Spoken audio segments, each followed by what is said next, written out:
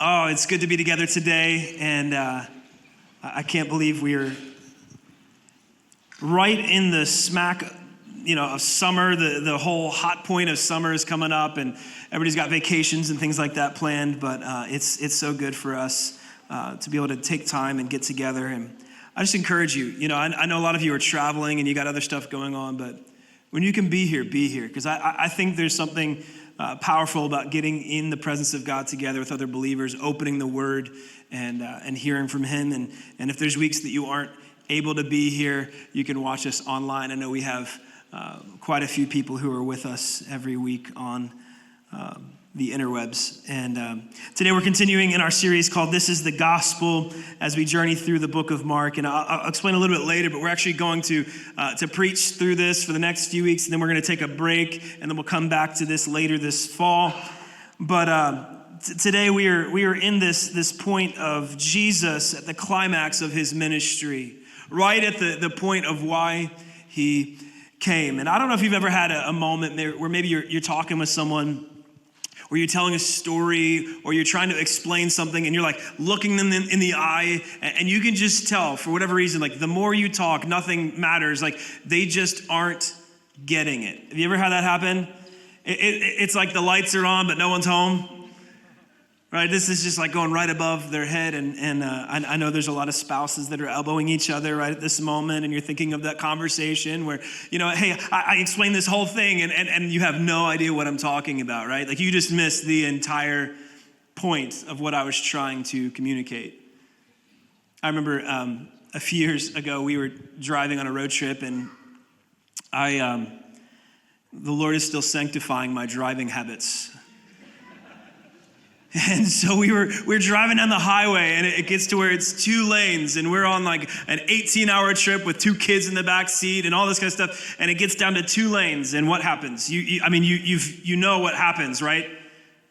There's one car here going the exact same speed limit as the semi in the other lane for about 18 miles. Can anybody feel the angst that I felt in that moment? And so I remember I was getting right up on this car, like just right up on this car. And Amanda's like, he's not gonna move for you. And I'm like, I know. Then she's like, then what's the point of getting 5 feet from his driver's seat?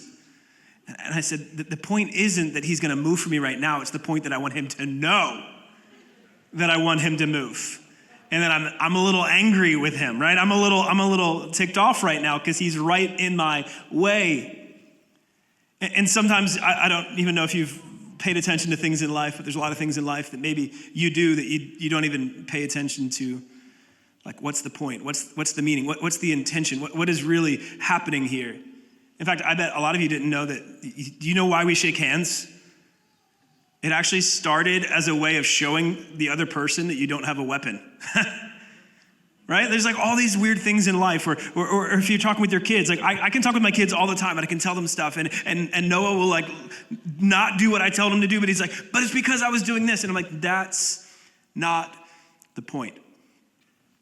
And as we dive into the passage this morning, we're actually going to find that I think the Israelite people had lost the entire meaning, the entire point of what God had set up in place for them. So if you have your Bibles, we're going to open up to Mark chapter 11. And last week, we were able to look at a very iconic passage in Scripture where Jesus, as he's been making his way to Jerusalem, finally enters into the city of Jerusalem. And as he enters, there's this great a round of applause, and people are cheering and clapping and shouting, Hosanna in the highest. But what do we find? We find that those are the same people that 5 days later are actually shouting, crucify him. They had turned their back because he was not the Messiah they thought he was going to be. That they thought that Jesus was going to come in and he's going to rule from a political standpoint. He's going to rule from a military standpoint, that he's going to throw off all the things that have been keeping them captive. And what does Jesus do? He walks in the temple, looks around, and then he leaves. And on his way out, what does he do? He curses a fig tree. And that fig tree, I know, for the longest time it confused me, but it's that Jesus walked up to this tree and it says, it looks like you have many leaves, but you're bearing very little fruit. And just as the same thing that Jesus is talking about the Israelite nation, that they look good from the outside, that they might look like they have a large population and they have this whole temple thing set up and all of the rituals and routines that looks like they have a lot going on, but they are bearing no fruit. And in that same vein, Jesus continues here. And it says this in verse 15. And they came to Jerusalem. This is Jesus and his disciples and probably some of the other followers that are with him. This group probably numbers in the 40s to 50s. And it says they came to Jerusalem, and he entered the temple and began to drive out those who sold and those who bought in the temple. And he overturned the tables of the money changers and the seats of those who sold pigeons. And he would not allow anyone to carry anything through the temple. And now what you have to picture is like we have this modern day idea of what a church building or a temple would look like, but it's completely different than what the temple in this day and age was. In fact, the temple was so large, there was actually different courts inside the temple where certain people were allowed to go, certain people had access to, and others didn't.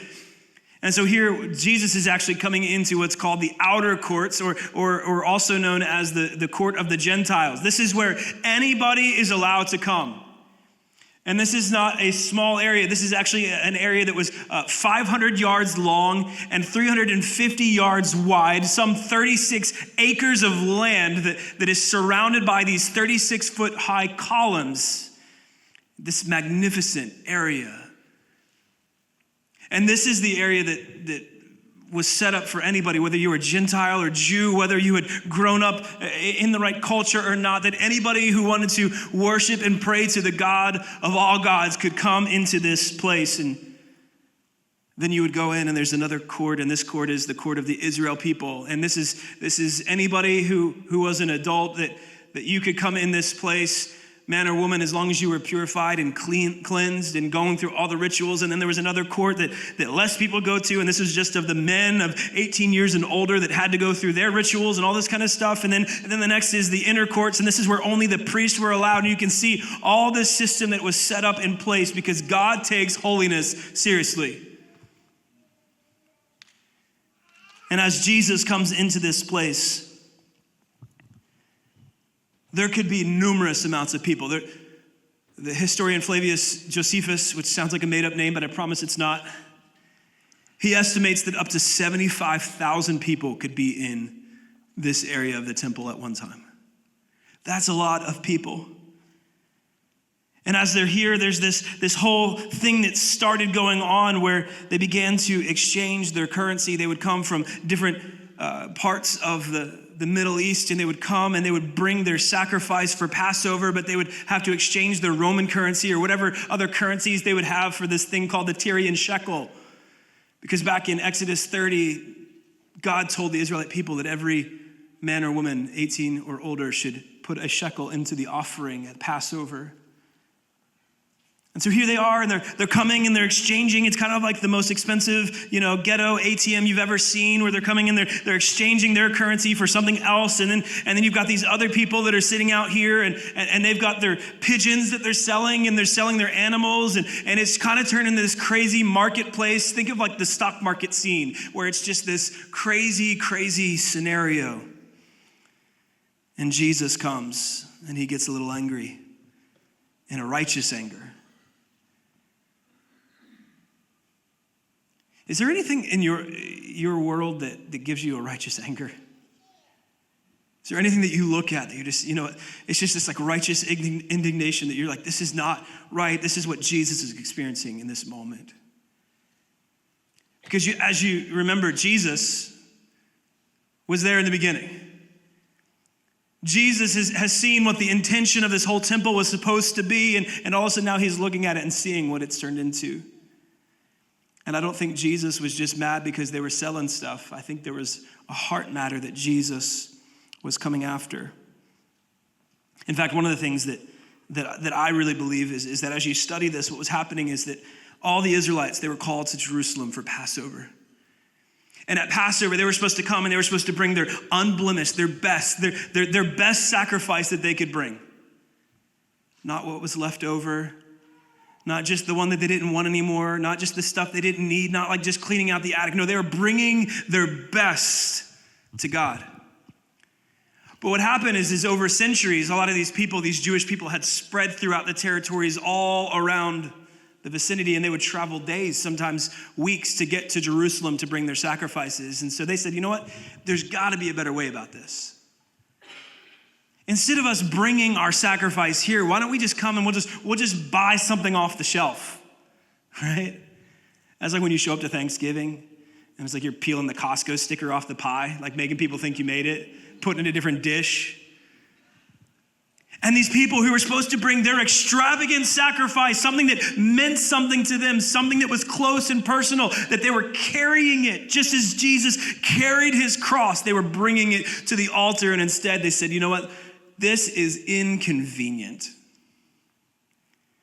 And I just wonder how much of that same attitude has permeated our hearts and our minds. In fact, can I tell you this? It's never been easier to get worship music, right? And it's never been easier just to like turn on the radio or get on YouTube or get on Instagram, and you scroll through and you got all these things in your feed, and we've made worship convenient, and I'm fine with having access to good teaching and good worship and good music and all these kind of things, but I just wonder, have we made things too convenient to where there's no sacrifice in what is supposed to be a sacrifice? Have we made things too easy? You see, the Israelite people, they had exchanged what God had meant to remind them of their fallenness, their brokenness, their desperation and their need. And they made it easy and convenient. And they systematized it, and they worked it all out. And I just wonder, in my life, in your life, are there things that we've done the same thing?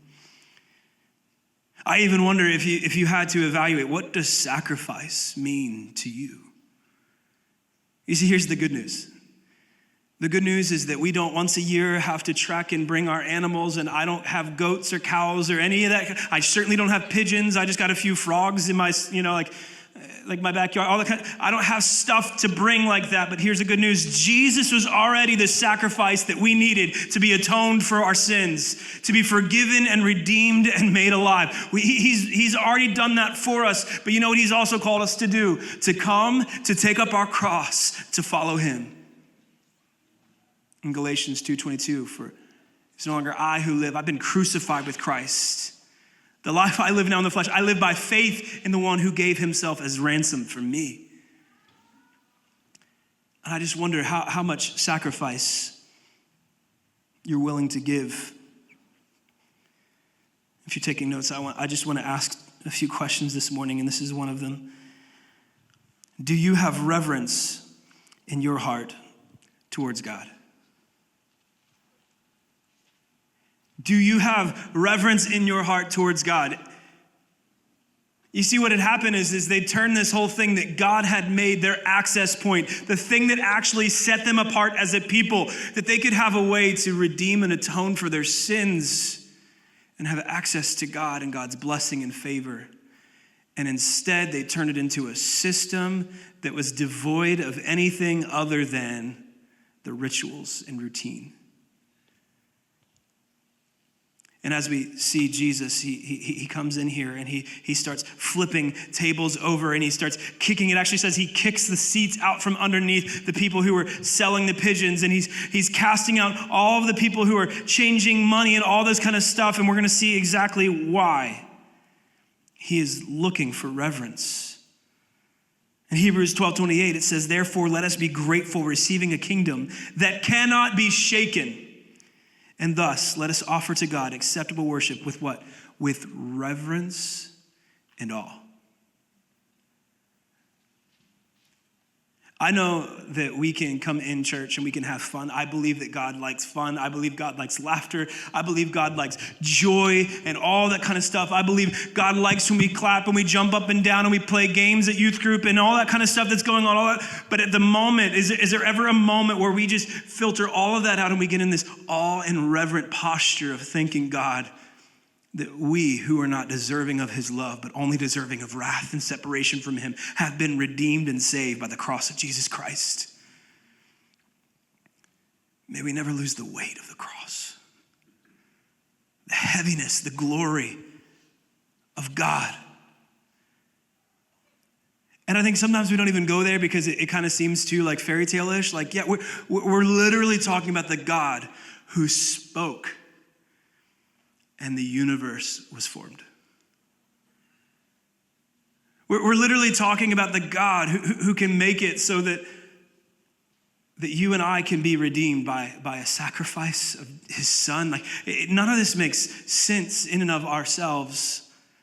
Have we lost the glory, the reverence, the awe? A few weeks ago, we went down to Arkansas for my grandmother's funeral. And we decided to take the kids, and we had no idea like how our kids are going to respond in any of this. You know, we're going one night to the viewing, and then we're going the next day to the funeral, and it's just, you know, day after day of all this crazy stuff. And really, like, Emma is normally pretty good, but Noah's always the wild card, right? You don't know what you're going to get. And honestly, he amazed me. Because I think in this moment, there was just something inside him that sensed the heaviness of this moment. And so he was going up, and he was actually being really empathetic towards people. And he's trying to cheer up my grandfather and all this kind of stuff that he's doing. And he's like playing cards and all that kind of stuff. But after a while, you know, a kid's a kid, right? Like they lose enough of their attention span. And so he comes over and he asks for my phone, and he's like, "Hey, can I just sit over here? And me and Emma, can we play with your phone for a little?" I was like, "All right, sure. You've been good. This is going on for a while." And all of a sudden, out of the corner of my eye, I see both my kids go up to the casket with my phone.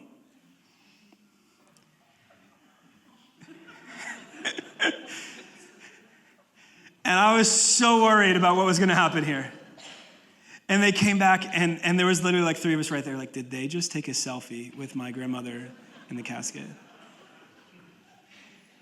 And I'm here to tell you, they did it. Oh, that was like my one like moment that week where it's like, okay, parenting win. All right, I did it. Like, they're like, no, we just wanted to go up and see her. And I'm like, well, what was with the phone? They're like, oh, it was still a video that was, okay, good. But like, you know what's funny is like you instantly know in that moment that's not the right setting. That's not the right environment. There's a weight to that setting, right? And I think sometimes we can come in here and it's the same thing that we've lost sight of that there is a weight to this.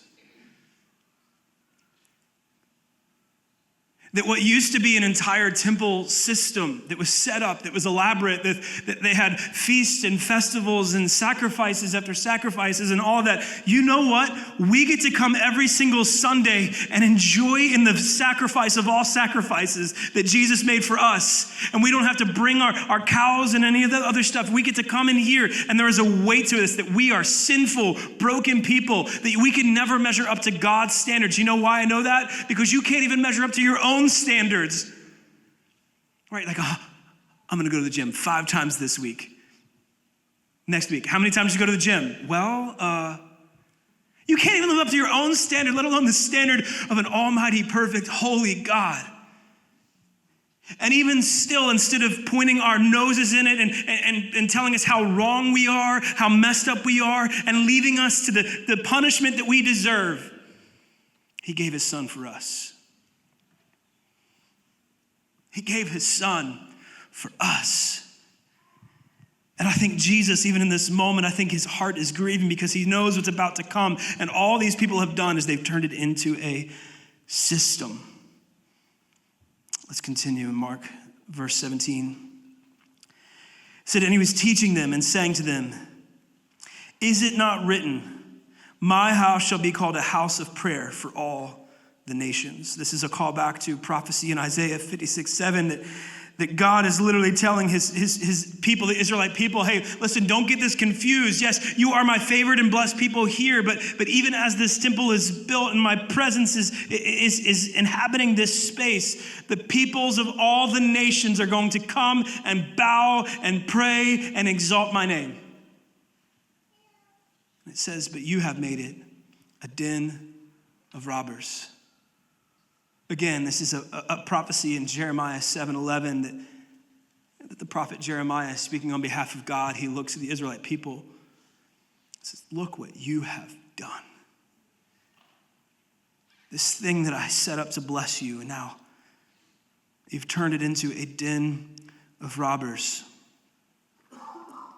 And the chief priests and the scribes heard it and were seeking a way to destroy him, for they feared him, because all the crowd was astonished at his teaching. And when evening came, they went out of the city. And I just want to ask you another question here. Why is the gospel good news to you?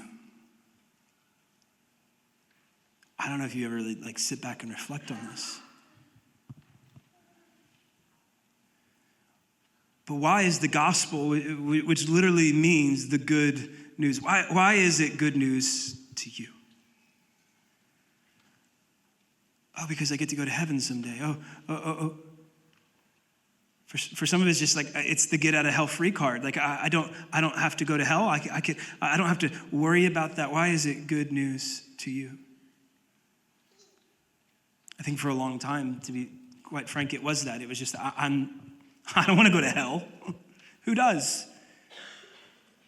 Remember, we talked about this a few months back, that hell is a real place, that God has prophesied that, and he's explained, and he's told us what it is, that it's a place that no one wants to be, of eternal torment, of gnashing of teeth, that you do not want to go to hell. It's not the party that everybody wants to go join and everybody's going to be having fun. No, it is a place you don't want to go, and I get it. So a lot of times the gospel is just, I don't want to go to hell.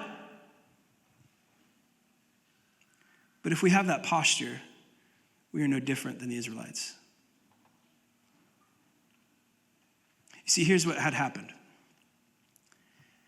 God set up the temple to be in relationship with his people.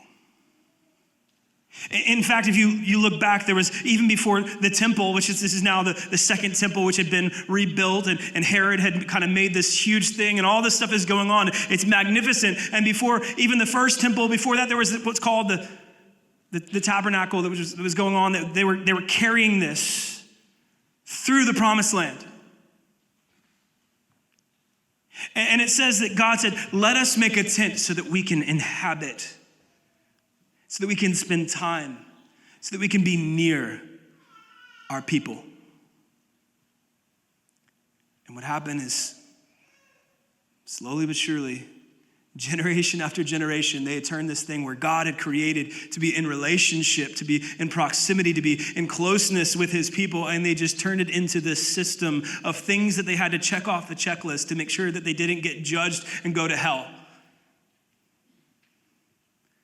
The point of the gospel is not just forgiveness, but it's relationship. The good news of the gospel isn't this, that he cleared your debt. The good news of the gospel is that you get to be in relationship with Jesus Christ. That now there is no veil. The veil has been torn. The things that separate us once from God now has been torn and ripped away, and we get to live in covenant relationship with the God of the universe because of the gospel. The forgiveness, the grace, the mercy, the blessings, the favor, heaven, all of that is just a side blessing. But the real point of the gospel is that we get to be in right relationship with God.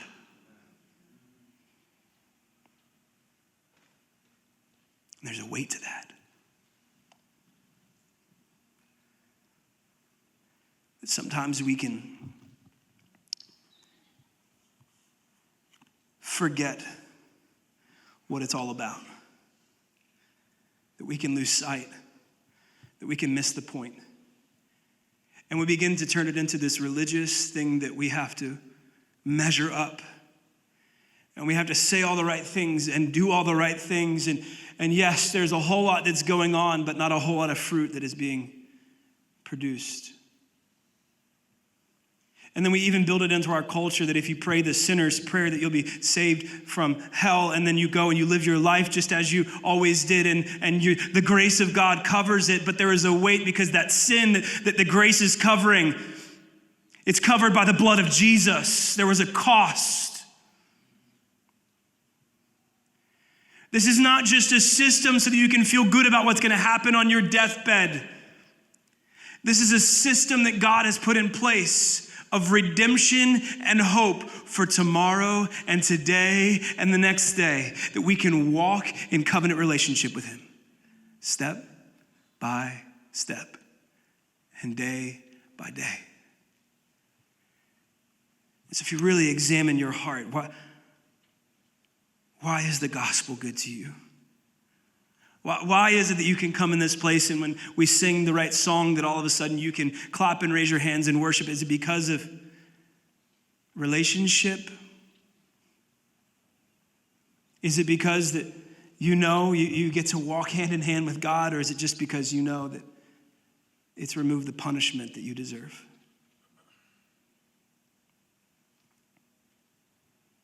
And it'll change your worship. It'll change the way you respond. These Israelite people, while Jesus comes and he rebukes them and he's flipping the tables and he's doing all this stuff, I think his heart grieves for them because of what they're missing.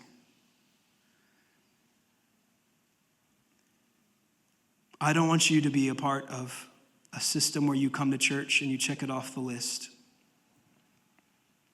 I don't want you just to be a part of a thing where it's like if I read my Bible verse a day, and it's the last thing I want for you is just to turn this into a ritual and routine where you lose sight of the relationship. It's like, what's the point? Those of you who are married or in a relationship, you can kind of even parallel this. What would it be like? What kind of relationship would it be if everything that I did for Amanda was just because I needed to check it off the list to make myself feel better? Instead of out of true care and compassion and love for her. It wouldn't be a very good relationship. And I'm pretty sure after a while she'd pick up on it. And I'm pretty sure after a while I'd get sick of it. And then what's going to happen is those things that I'm doing just to, because that's what a husband's supposed to do and all that kind of stuff. Like we spend time together just so I can check it off the list that I spent time with her and we didn't enjoy, all that kind of, like that's not a good relationship. And the problem is I think that many of us have that relationship with God. I just got to go to church because that's what I'm supposed to do. I just got to do this because that's what I'm supposed to do. And it's like, no, this is what you get to do. This is what you get to do, that you get to gather together at 10:59 a.m. on a Sunday morning with other people who believe in Jesus Christ, and you get to inhabit his presence with his praise and his worship and adoration, knowing that you are cleansed, redeemed, and freed from the punishment that you deserve. But not just that he's here with you, and that he cares for you, and that he longs for you, and he wants to be in proximity to you, not just today, but tomorrow.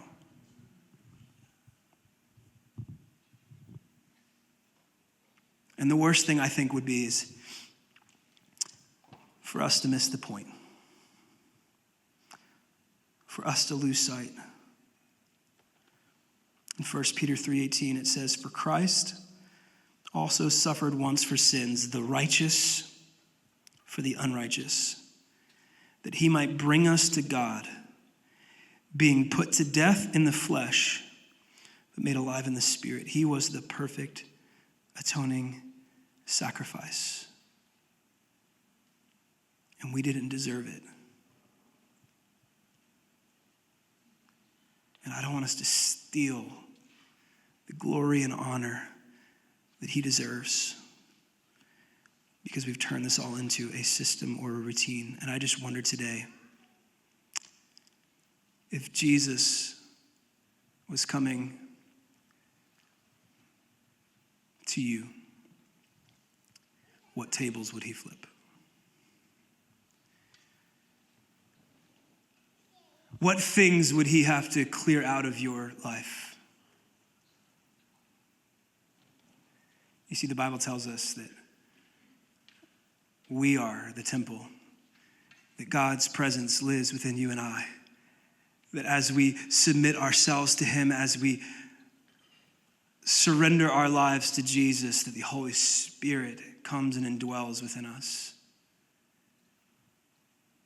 The Israelites, they thought it was about a tent.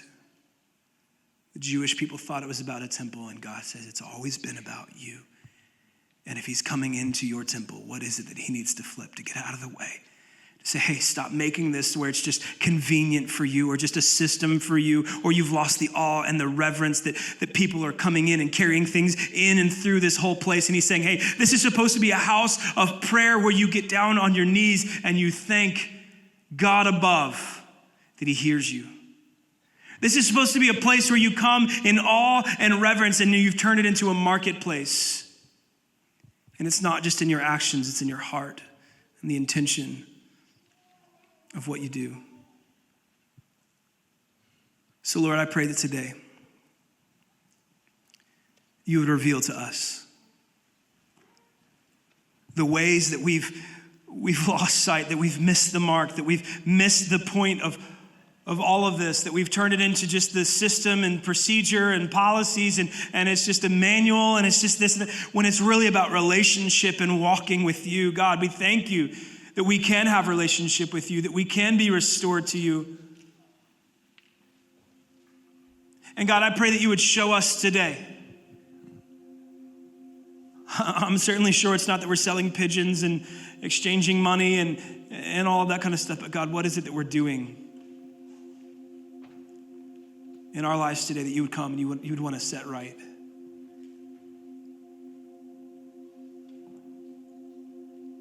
God, have we missed sight of the sacrifice it is to follow after you? And Lord, even though it is a sacrifice, it pales in comparison to the sacrifice you made. God, I pray that you would show us the areas that we've lost the reverence and awe and wonder in our lives.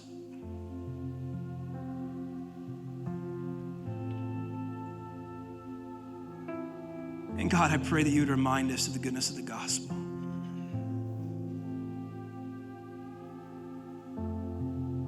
God, I pray that we wouldn't withhold our praise from you, our worship from you. God, I pray that we, even in our singing, in our worship through song, Lord, I pray that we'd be willing to sacrifice, to put it out there a little bit for you, because you're worthy of it, Lord. You deserve it. That even when it's not our favorite song, or we know all the words, or we don't like the beat, or it's too loud, or it's too quiet, or this, God, it's not about that, Lord. It's about you.